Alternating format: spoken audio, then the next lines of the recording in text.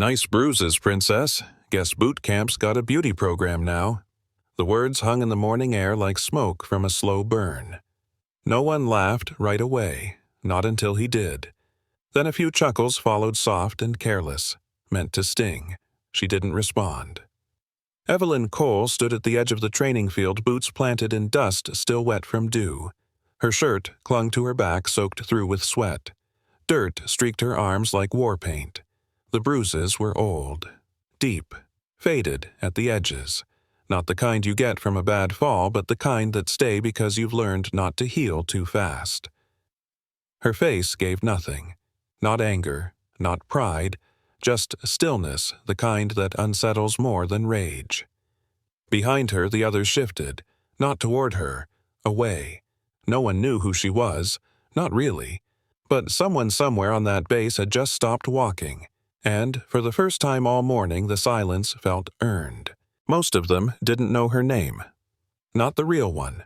Not the one that traveled between outposts like a ghost story that wasn't supposed to be told. Around here, she was just the new one. A woman, technically the only one in Bravo unit transferred in without orders, read aloud without fanfare, without a single line of backstory. She arrived 2 days ago. No salute, no bags. Just a duffel and a silence that carried heavier than rank.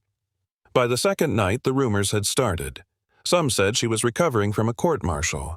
Others figured she was some career paper pusher trying to prove something. No one knew why command had dropped her here.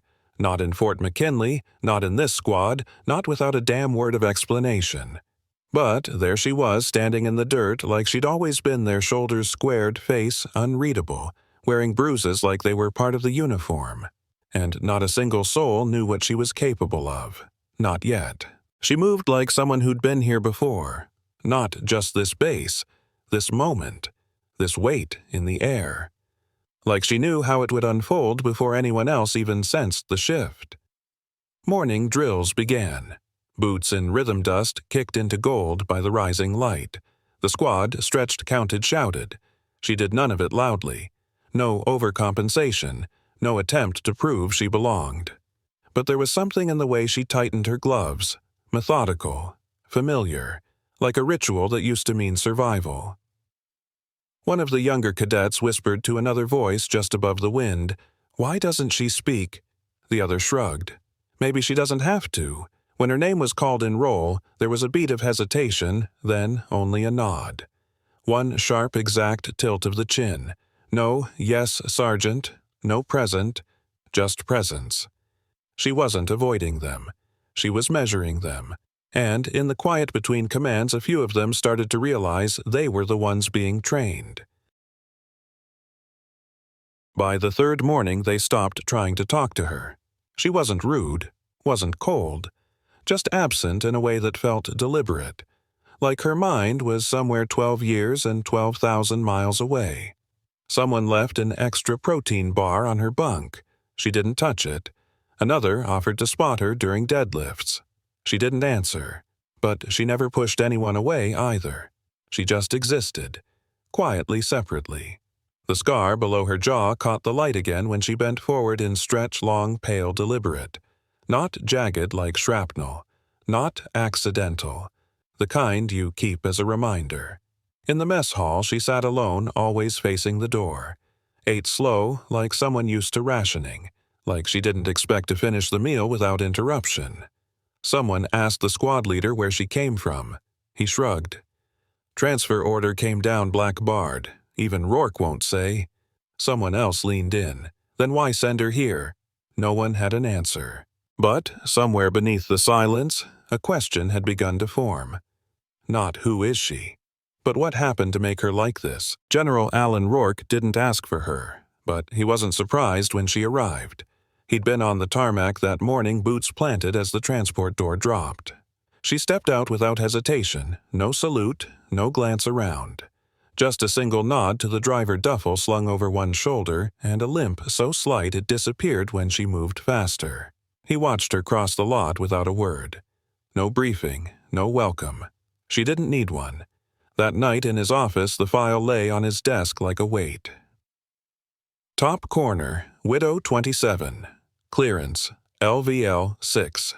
Half the pages were redacted. Black lines where answers should be.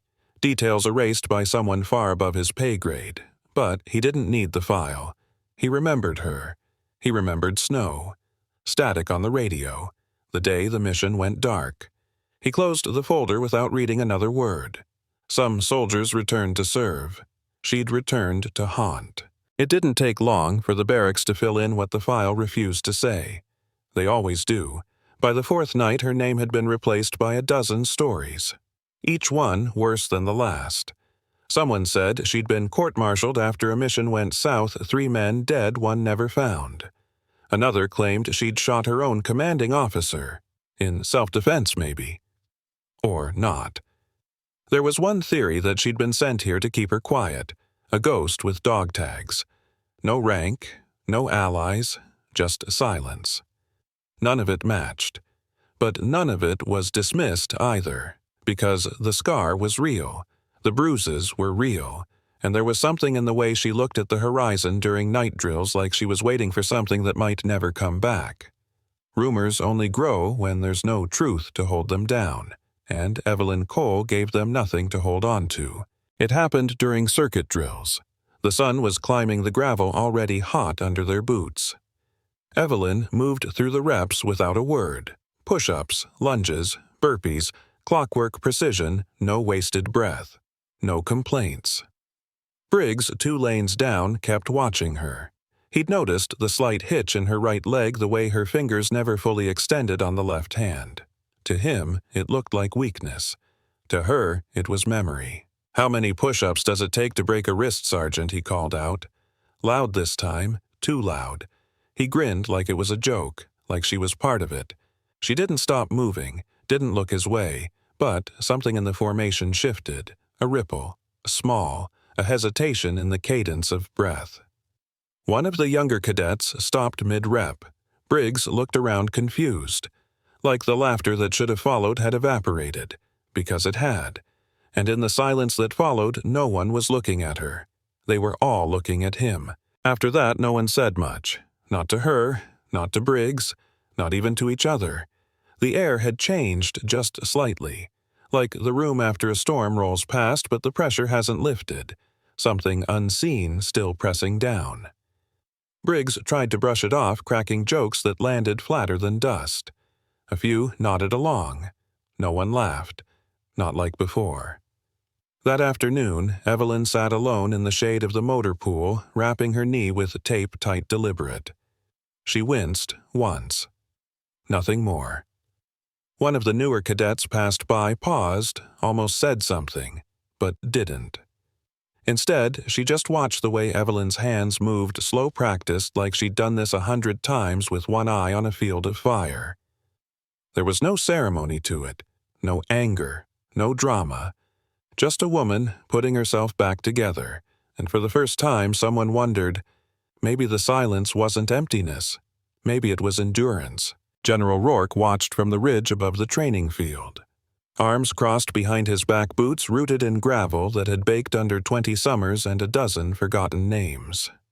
He didn't speak, didn't need to.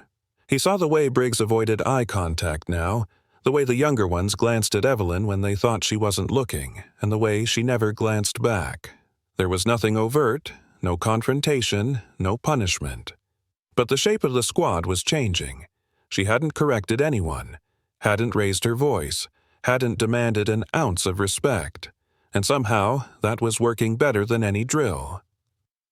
Rourke's gaze lingered on her for a moment, watching her shift her weight off that right leg just slightly, just enough to be functional. He'd seen that limp before. Years ago, in a different theater, under a different name. He exhaled slowly through his nose. She came back, he muttered to no one, but not all of her made it. That night the heat broke just enough for the wind to return. Not much, just a breeze slipping through the barracks like a forgotten memory. The kind that carries silence better than sound. Lights were out, voices low. Most of the squad had settled into routine gear check showers, restless sleep, but Evelyn was still outside. She sat cross-legged in the dirt behind the supply shed, sleeves rolled up, taping the same wrist she'd pretended wasn't hurting all day. A flashlight rested beside her boot, its beam angled downward, casting long shadows over her forearms. There was a scar near her elbow that didn't look like a battlefield wound. Cleaner. Intentional. Not many noticed. One did. From the far side of the yard, someone stood in the dark, watching. Not out of fear, curiosity maybe, or something quieter. Evelyn didn't speak. She just adjusted the tape, rewrapped it tighter. Some people taught with words. She taught by surviving. By week's end, the drills had doubled. They were told it was standard. Prep for field rotations. But everyone knew better. The pace was intentional, designed to break rhythm, to see who would fold first. It wasn't Evelyn. She ran the course with the same deliberate pace every time. Never fastest, never first, but never behind. Her breathing stayed level, movements exact. A body memorizing terrain it had bled on before. At the rope wall, a recruit froze hands, slipping boots scraping for grip. No one moved to help. Not at first. Then Evelyn stepped forward. No order, no shout. She just braced beneath the wall and offered one arm up. Steady, silent. The recruit looked down, hesitated, then took it. She didn't say good job when it was done. Just turned back to her lane and kept moving. By dusk, 3 more followed her pace. Not because she asked, because something in them had started to believe she knew the way through. Something shifted after that day on the rope wall. Not openly. No one said anything. But people started checking her lane first during drills, matching her pace, watching how she moved, how she braced her bad knee on descents, how she tightened her grip to mask pain, how she finished every rep even when it looked like she shouldn't. And still, she never gave them a name. They knew her rank. They knew her face. But the name, the one behind the sealed file, the one Rourke hadn't spoken. That one lived in rumor. I heard she went dark for 5 days in a failed op. No, she was listed KIA. Then showed up at the base gate. They said she carried a man bleeding out on her back through a snowfield. No evac, no comms, no one had proof. But that didn't matter. Because by now, they weren't whispering her name out of doubt. They were whispering it out of fear. Rourke hadn't said it in years. He'd read it once in a field report that came across his desk with half the words blacked out. It wasn't the kind of name that got attached to awards or ceremony. It was the kind of name that lived in margins whispered in hallways when certain doors were closed. Widow 27. That was what they'd called her. It wasn't a code, not officially. It was a mark, a ghost story told between units who had spent time too far from rescue. He still remembered the original brief. Operation Ghost Line. 7-man recon. Frozen terrain. No air support. No fallback. 48 hours and everything had gone wrong. Only one came back. She hadn't asked to be debriefed. Didn't speak for hours. Just handed off her rifle, her sidearm, and a dog tag that hadn't been hers. Rourke had watched her walk out of that room covered in blood and frost and silence. She never looked back, and he never said the name out loud again. Until now. Morning came heavy. No wind, no chatter, just the scuff of boots against dirt and the static hum of tension that hadn't settled since drills began. They were lined up for inspection when the air changed. Rourke stepped onto the field. Not with ceremony, not with aids or flags or barked commands, just his boots, his silence, and a look that said something had been decided. He didn't address them right away, just walked the line, slow eyes unreadable, until he stopped 3 feet in front of Evelyn Cole. She didn't move, didn't flinch. He looked at her for a long moment, then turned to face the squad. "You just ran your mouth at Widow 27, he said. The words dropped like thunder behind glass. No one spoke. No one had to. The name hit like a recoil, something most had only heard in rumor in the spaces between official briefings and campfire lies. The kind of name you didn't say unless you were sure the lights were off. And now it stood in front of them, wearing dust. wearing bruises and not saying a single word. No one moved. Even the air seemed to stop, caught somewhere between command and comprehension. Widow 27. A name pulled from classified briefs and late-night warnings. Not spoken, not confirmed. Just implied, like all legends born from loss. Rourke stepped forward, once hands no longer behind his back. "You think this is a nickname," he said, voice flat. "You think it's some call sign made up by a bored officer with a black marker?" He looked at each of them in turn. No anger, just the kind of stillness that made people stand straighter. "This isn't some ghost story," he said. "This is blood and cold and the sound of a radio that never answered back." Behind him, Evelyn didn't move. Her shadow stretched long across the dirt, and one of the younger recruits realized she hadn't said a single word all week. And yet, somehow, she'd said more than any of them combined. Widow 27. Now it wasn't just a name. It was a silence none of them could look away from. "It was supposed to be a recon," Rourke said. His voice didn't rise. It didn't need to. 7 soldiers dropped behind the land divide. Cold, remote, off-grid. The wind returned barely a breath across the field, like it too was listening now. They were sent to confirm intel on a weapons facility that officially didn't exist. 48-hour turnaround. Quiet in, quiet out. He let the pause settle. But on day 2, they were ambushed. Evelyn didn't move. Not when he said it. Not when the murmurs began behind him. She stood the same way she had when they first laughed, still centered, unreadable. 2 were gone before sunrise. Rourke continued. 1 bled out before extraction was even an option. 1 vanished in whiteout conditions. His eyes didn't leave the squad now. That left 3. There it was, 3 words. Heavy as gunfire. The shape of survival beginning to form. And for the first time, none of them were looking at Rourke anymore. They were looking at her. Their comms were dead by day 3, Rourke said. No air support, no way out. Just 12 miles of ice between them and a maybe. The field was dead still. Even the birds had gone quiet. 1 had shrapnel buried too deep in his chest to stand. Another, your communications tech, was unconscious for most of it. Broken ribs, internal bleeding. He didn't look at her, but they did, all of them. She hadn't flinched, not once. She didn't wait for evac, because there wasn't one, Rourke said. She carried the comms guy on her back, dragged the other on a sled she rigged from broken gear straps and a snapped rifle barrel. The weight of it hit slowly, not all at once. Someone swallowed hard. Another shifted their stance. Briggs didn't say a word. Rourke's voice dropped lower. No fire support, no morphine, no map. His gaze returned to Evelyn. Just her. She blinked once, and that was the first time anyone noticed her hands weren't clenched from anger. They were clenched from memory. No one asked how she did it. No one had the words.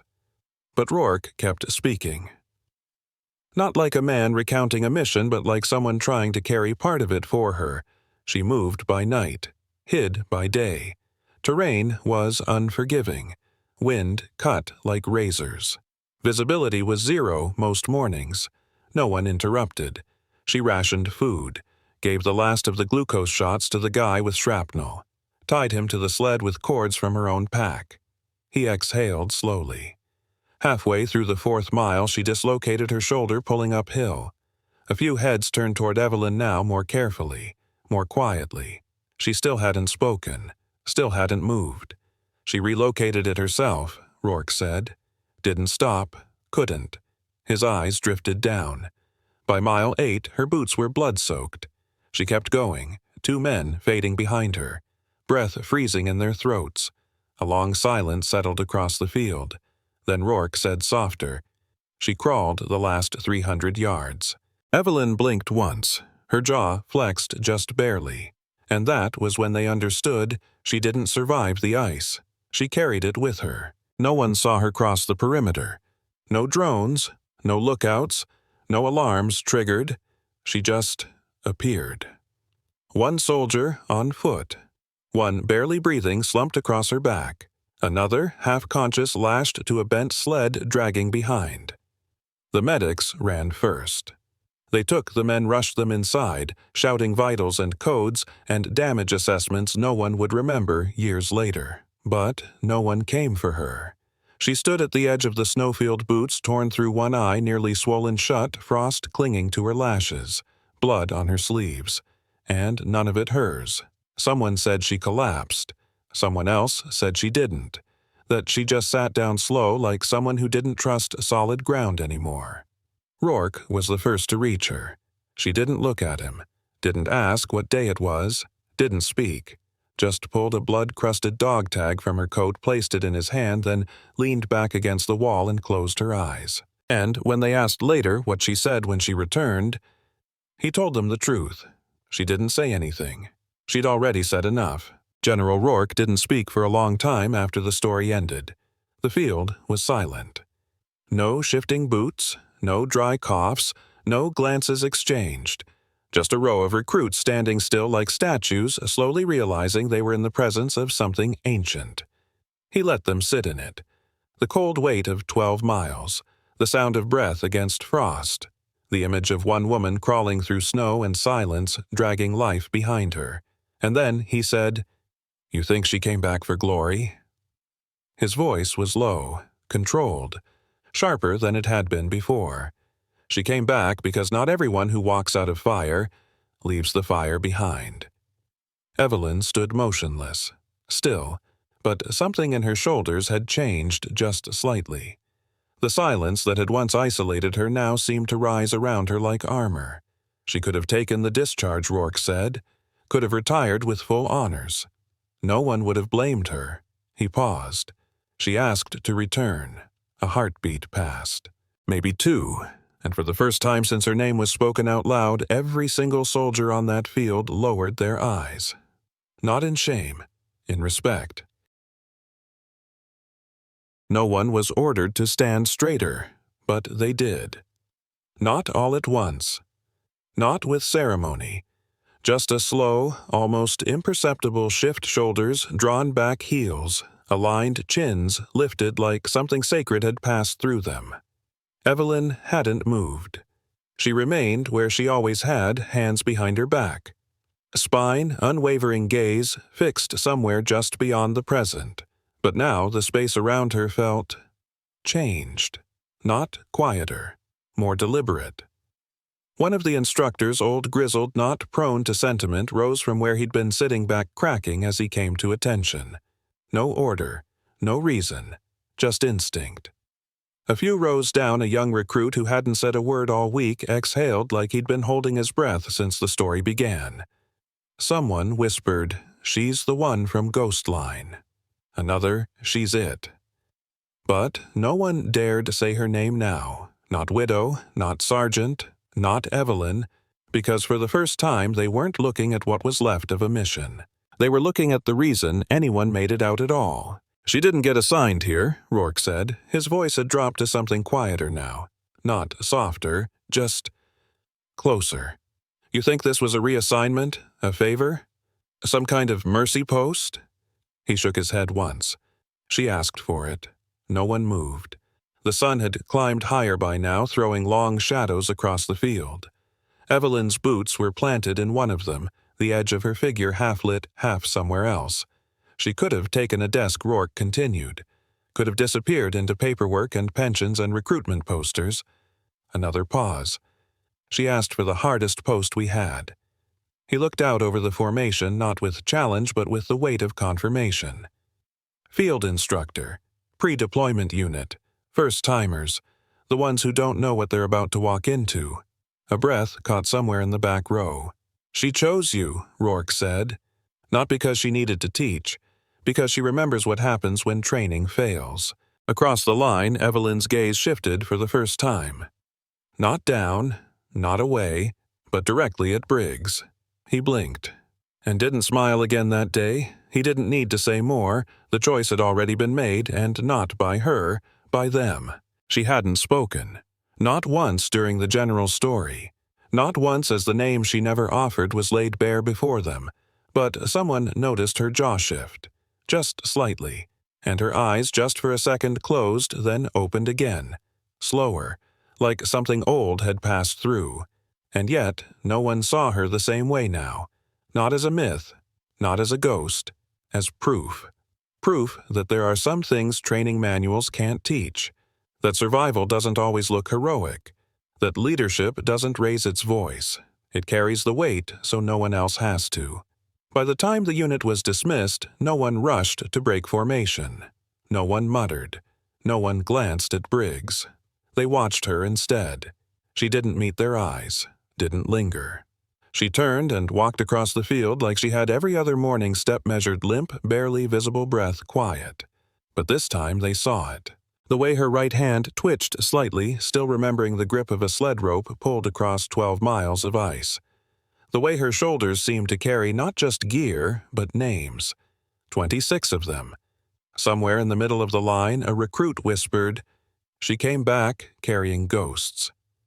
And for the first time, the silence didn't isolate her. It followed her, like respect earned the hard way. They never said the words out loud. Not sorry, not we were wrong, not even thank you. But something had cracked open. Drills ran smoother. Conversations got quieter. Laughter came slower and never at her expense. Even Briggs, loud, sharp-edged Briggs, stopped standing so close when he joked. His voice dropped half a register. His eyes moved more, watched more, like someone trying to unlearn something. It wasn't fear, it was adjustment. That night, Evelyn moved through the motor pool after lights out, checking gear, rewrapping her wrist with the same fraying tape. One of the younger recruits saw her in passing. Normally, he would have turned away, kept walking. But not this time. He nodded. Just once. A slow, uncertain gesture that asked for nothing and demanded even less. She didn't nod back, but she didn't walk past him either. She stopped for half a breath, looked at him, and for a moment they just stood there, two soldiers on different ends of the same lesson. He left first, and long after he was gone she was still standing there, like some part of her was making sure he'd remember it. She dreamed in white. Not snow, not anymore. Just the blur of it, how it swallowed sound-erased shape, turned time into something you dragged behind you. That night, Evelyn lay awake longer than usual. Boots off, lights low, the barracks quiet except for the soft shift of others' breathing. She stared at the ceiling like it might speak first. Her wrist ached, her shoulder too. The kind of ache that lived deep beneath muscle, beneath scar. She hadn't spoken since the field. Not a word. Not because she couldn't, because there was nothing left to add. They knew now, or enough of it, but knowing isn't the same as carrying. She shifted slightly in her bunk, turning toward the wall, eyes catching on the edge of her folded jacket, half unzipped the old patch visible near the seam. Faded, torn, still stitched by her own hand. Widow 27. She reached out gently, tucked it out of sight, and closed her eyes. The name was known now, but what it had cost, that stayed hers. The mess hall was quiet that evening. No orders, no formation. Just trays and footsteps and the low murmur of utensils scraping stainless steel. Evelyn sat where she always did, corner table back to the wall. Eyes forward, alone. She ate slow, deliberate, like someone used to eating without speaking, like conversation had always been a luxury afforded to other people. Then a tray landed opposite hers. No announcement, no fanfare, just a recruit young, unsure, taking the seat like it belonged to anyone who could sit still long enough to mean it. Another sat down beside him. Then another. No one spoke. She didn't acknowledge them, didn't send them away. She kept eating. Then, quietly, almost like he regretted asking, before the words had even left his mouth, one of them leaned in and said, "Why Widow 27?" She didn't look up, didn't flinch. She chewed, swallowed, and said, flat calm, almost bored, "Because I buried 26. That was it." The room didn't go silent. It was already silent, but now it stayed that way for all the right reasons. She didn't repeat it, didn't explain. Didn't clarify whether she meant bodies or names or something in between. She just went back to her tray, methodical, composed, unmoved. But the air around her had changed. The recruits didn't speak, didn't fidget. They didn't even finish their food. They just sat there next to her as if proximity might help them understand something words never could, and for once Evelyn didn't get up first. She stayed seated until the others were done, until trays were cleared, until chairs slid back and boots moved away. When she finally stood, her motion was as precise as ever, but something in her posture had shifted just slightly. Less weight on the back foot, less resistance in her step. Maybe no one else noticed, but Rourke did. From the edge of the room, hands in his pockets, he watched her leave. Not as an officer, as a man who understood that leadership isn't inherited through stripes, it's absorbed in silence. One table, one answer, and everything after. No one said she was in charge. There was already a chain of command. Protocol. Rank. But still, they followed her. In the mornings they lined up straighter. Not because she barked at them, she never did, but because slouching felt wrong when she stood nearby. During drills they started mirroring her cadence, not rushing to beat her, not hanging back, just keeping pace. And in the quiet moments in the seconds between instruction and action, they glanced her way like compass needles trying to steady. She didn't correct them, didn't nod, didn't acknowledge. She knelt down after the drill and handed him a roll of tape. Said nothing. But in her mind, just for a breath, she saw frostbite creeping up a teammate's foot. The silence of someone too cold to scream. Then it was gone. Just tape. Just training. Just now. Just pressed it into his palm and walked away. It wasn't kindness, it was recognition, because she knew exactly how far he would go before the pain mattered. And now so did he. The next evening Evelyn ate alone again. Not because she was unwelcome, because habit takes time to unlearn. Same table, same tray, same silence. But this time it wasn't empty. She was halfway through her meal when the first recruit approached. No words. Just a quiet step, a pulled-out chair and a tray set down without hesitation. Then another, and another. No one said her name. No one dared. They just sat with her in stillness. No jokes, no noise, eyes forward, shoulders aligned not by drill but by something older, something earned. Across the table, a new recruit finally spoke. Not loud, not nervous, just curious. That scar on your collar, is that from Ghost Line? Evelyn didn't look up. She set her fork down. Then slow and precise, she unfastened the small patch from her jacket, laid it on the table, torn, faded, no rank, just a name stitched in quiet thread, No 27. She didn't explain it. She didn't have to, because this time the silence didn't need translating. It already belonged to them.